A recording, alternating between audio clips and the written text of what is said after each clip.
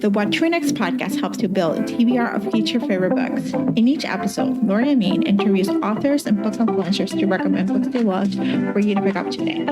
If you're an avid reader, always looking for your next great read, then the show. Hi, Emma. Welcome to What to Next podcast. Hi, thank you for having me. So happy to have you here. Tell us a little bit about yourself. So I grew up in Chicago, went to college at Harvard where I studied history and literature.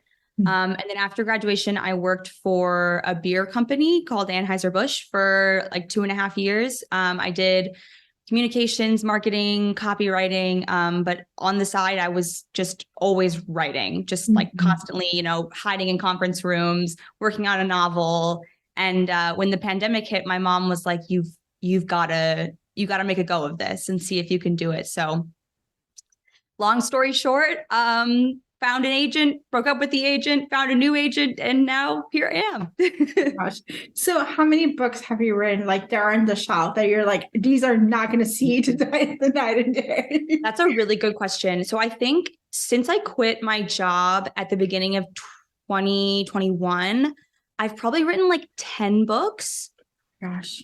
And I think, so 3 of them I self-published. That was a Sunken City series. I did that on my own. And that was how I kind of like built up my credibility before signing with my current agent and like going wide with Guy's Girl. And then the other ones, I don't really know if they'll ever see the light of day. We'll see. So what plans we have in store. So talk to us about self-publishing the books. Like what made you decide to go that route? And like, it's a pretty common route right now. So it's not like, it's not as unique as it was like back in the day. Totally. Yeah. No, lots of people do it now. Totally. Yeah. Well, okay. So to be honest, the full story is with my first agent, I had this book. It was the first book I'd ever written. And we sent it to publishing houses, like probably 15 publishing houses, and all of them turned it down. No one wanted it. And then I was like, okay, I have this new book. It's called The Sunken City. It's a completely different genre than the first book we pitched. And I gave it to my agent and she just kind of like sat on it for like 2 months. And I reached a point where I was like, okay, either she doesn't really care about me or she read it and she didn't like it and she's like too scared to tell me. And it ended up being the latter. Like I was like, hey, just really want to know what's going on here. Would love some honesty. And she said, actually, this is not for me. And I said, that's fine. We'll go our separate ways. But I like really believed in the book. I was like, this is a fantasy, enemies to lovers that I think people will really like. Pirates, underwater kingdom, lots of really not very serious, but very fun. And I was like, you know what? I'm going to really try and start trying to build my credibility, both in terms of publishing and on social media. So I decided, I'm just going to do it. I'm going to put it out there. And the response was really amazing. And it was a lot of work. Self-publishing is a completely different beast than regular publishing. And there are pros and cons to each, but yeah.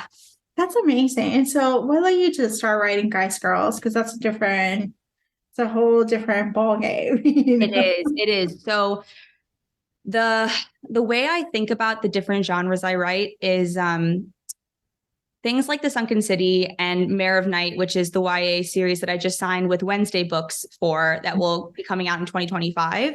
That was what I loved reading growing up. Like I was all fantasy, sci-fi, other worlds, magic, things like that. And then Guy's Girl is a much more deeply personal type of writing for me, because I started writing it right after I'd gone through a really horrible breakup. And I was just like really down, couldn't get out of bed for a couple of days. And then I had been bulimic and then in recovery for about a year. And then I fully relapsed and was purging again and binging and purging. And my way out of it, and thankfully I still had my support system in place. So my therapist and my nutritionist, and I was honest with them about what was happening. But the way that I really found my way out of it was through writing and through just purging all of my feelings onto the page, basically. And it was very cathartic. And that's what ended up becoming Guy's Girl. I have to tell you, I too was bulimic for a long time, and I It went is a through recovery. nasty, nasty disease. It's a very Yes. violent, way of coping with life. It's like Yes. control. It's very, and Yes. so I've been in recovery for about 15 years, and I went through intense recovery. Congratulations. Thank you. It's something I don't think about it unless someone talked about it, like, having that. I was like, yeah. And I have to tell you, recovery is like a whole different ball game, because you kind of have to Yes. learn how to live your life without it, and like, not 100%. have the noise and not have the stuff. But I have a journaling practice because of it. And I'm like, Yeah. so like, I journal like 200, 300 pages a month. Exactly. It's like, so it's such a good outlet. It is. It's like you kind of like come to terms, like figure out like how to cope with life and all those different things. Like my therapist now joked that I'm like my own therapist. Like, I know how to figure out like the root cause. Like, I feel shame. Like today I felt shame, and I was like, oh, like what happened? Like let's explore. But that's what therapy is. You're supposed to like build your own skill set, and the fact that you can do that for yourself is amazing. Yeah. So I love the fact that you're like, you found writing to be cathartic, and that it can heal other people, because that's how we heal. We don't heal by just like living in isolation and being like, it's shameful and this is us. It's a reality. It's like, we kind of have to talk about it. Like, that's why sometimes group works. That's why it allows you to like hear other people's experience, strength, and hope about it, and be like, hey, I overcome. Yes. Once I had this book put together, and honestly, I wrote this book in like a month and a half. Like, it just poured out of me. And as soon as it was done, I was like, I need to put this out there, and I need to be public and speaking about my disorder on social media, and like, really just like putting it out there, because I had never seen anything like that before, especially with bulimia. Like, yeah, it's such a shameful thing, or at least the stigma around it is so shameful that like people don't really talk about it. And so I was like, I want to be that for people who are going through what I went through. But those who are listening and maybe struggling, know that there's hope, know that there's recovery, know that there's actually like, I think I benefit so much more hearing for people who are like, no, like I overcome it, and like, here's how I did it. It is so, it's the hardest thing I've ever done, but it's also the best thing I've ever done. Like, my life is just so much better for it now. I would tell you, wait till like 10 years from now, and you're going to be like, even better. Like, it's so much better. It's like when you're going to be working in therapy, is like life worth living, like goals. Like, I was talking to my therapist, and I'm like, I'm starting a new therapy appointment, like new therapy style. And she's like, what are you going to work on? I was like, I don't know. I'm just going to work on like, travel and like have like this like fun life that is in alignment with my life. And it's like, I would not, because the life was so small when you're in the eating disorder. Exactly. That's what it does. It keeps your life so small. So it's like your body and your life. Yeah. And not even, because my body was never smaller. Like, that was that's the thing other people don't understand about eating disorders, is like your body can look any, like I've posted things about anorexia and bulimia online, and I get these horrible comments from people being like, oh, you don't look anorexic, or you don't look like you ever had. It doesn't matter. It doesn't matter. You can look anyway. You can look anywhere. But like, honestly, like the one thing I can tell you is your life will be worth living. You'll have a worth life living. You can heal the trauma. There's support, there's therapy, there's group, there's free resources. There's opportunities. There's no one way to fix this problem, but as long as you are willing to take the step towards recovery is going to come to you. Absolutely. So, all right, we got to talk about Guys Girl, because it does talk about my two favorite cities. Well, kind of. New York is kind of like New York is my toxic boyfriend, but Budapest, I took a solo trip to Budapest when I was in between fun employment, and I love Budapest, and not that I'll go back. It's such a pretty city, and it's like an underrated hidden gem. So talk to us about, the Guys Girls and the two cities. Yes. Totally. So for me, New York was also toxic boyfriends, multiple. Yeah. Like, I feel like everyone kind of experiences that when you live in New York. Just a lot of toxic men around. Yeah.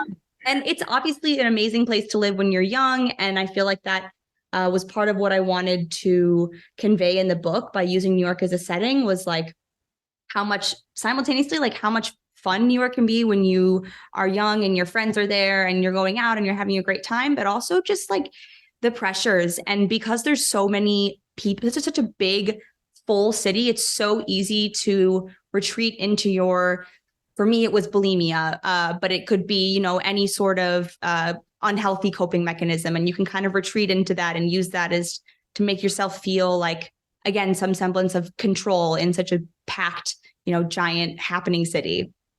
And then Budapest, I visited with my mom when I was in college. And this was like right when, so for me, I suffered from anorexia for about 7 years before it turned into bulimia, which happens to a lot of people. Like you get one and it turns into the other. And I visited Budapest when I was like pretty much at the bottom of my anorexia, like when things were really bad and I really didn't like know how to eat. I didn't know I was terrified of carbs and starches and didn't really know how to put things in my body. But I took this really wonderful trip with my mom and we just had such a magical time there. And it was like a moment of like peace within such a really difficult time of my life. And I thought that it would make the perfect setting for Ginny, the main character, when she's really first starting to try and recover. Like to me, it represented such a nice light for me that I thought it would work well for the character as well. Yeah. Oh, I love it. I love Budapest. Like it's it was like this. I took a like a random solo trip. I was in between jobs, and before that I heard about this like get a cheap deal to Europe, and I got like $100 round trip ticket to Norway. And I was like, well, I'm not going to Norway because Norway's too expensive. I'm like on a budget. And so I randomly picked Budapest, like not knowing anything about it. And then finding out, like just being in the city and be like, it was like the first solo trip that I took like out of the country. And it was just like this magical experience of just like totally exploring the city. It's beautiful. It's walkable. People are nice. The food is okay. It's like, but it's definitely like this whole experience of like discovering yourself and like in a place that's outside of yourself, Solo travel when you're young, especially, is like so important. I mean, I'm sure it is throughout all of life, but I feel like when you're young, it's super important. Yeah. So I love this. All right. Emma, do you have any books to recommend our listeners to pick up? Oh my gosh. Okay. Does it matter if they're books that have already been recommended? Because I know that you've been going for a while. So it's okay. Okay, so the first book that I actually thought of was, have you read Girl in Pieces by Kathleen Glasgow? No, I saw that on your list and I was like, I went back and I was like, I need to read this book. So tell me all about it. Oh my gosh. So this book it's about a girl. It's again mental health based, so beautifully written. Like the prose is just stunning. And it's about a character who ends up in treatment for self-harm. And then you get like her whole backstory. You see what life is like in treatment. You see what her life is like after treatment when she leaves, too early and tries to go off on her own. And I read this book right around the time that I was like starting to write Guys Girl. And it's written in this very interesting way that I had never seen before, where it's like little vignettes instead of chapters, like just blocks of text. And some of them were really short. Some of them went on for many pages. And I just like, when I finished the book, I was like, well, first I was like, that's one of the best books I've ever read. That was incredible. And it's going to stick with me forever. And second, I was like, I want to do that with my own book. So when I started writing Guys Girl, I basically just took that format and popped it onto my book. And that's how I ended up. And it's a little different than Girl in Pieces, because Girl in Pieces follows just one narrator and mine follows two, Ginny and Adrian, and like kind of flips back and forth, but similar style. Highly recommend. It's amazing. Oh my gosh, I'm adding this book for sure. Good. And what else we can find you online? So you can find me mostly on Instagram and TikTok. My handle is Emma Noyes Maybe, which is a joke about my last name because my last name is spelled Noyes. I am very active on both platforms, love making videos, love making stuff about books and the Vampire Diaries and writing and all of that. And then my website is www.emmanoyes.com. Thank you, Emma, for being on the show. Thanks so much. If you enjoyed this podcast, feel free to share with friends, subscribe, rate, and review the show. This is the easiest way to support the podcast. For a list of books mentioned and other book recommendations, please visit whattoreadnextblog.com. Thank you so much for listening and happy reading.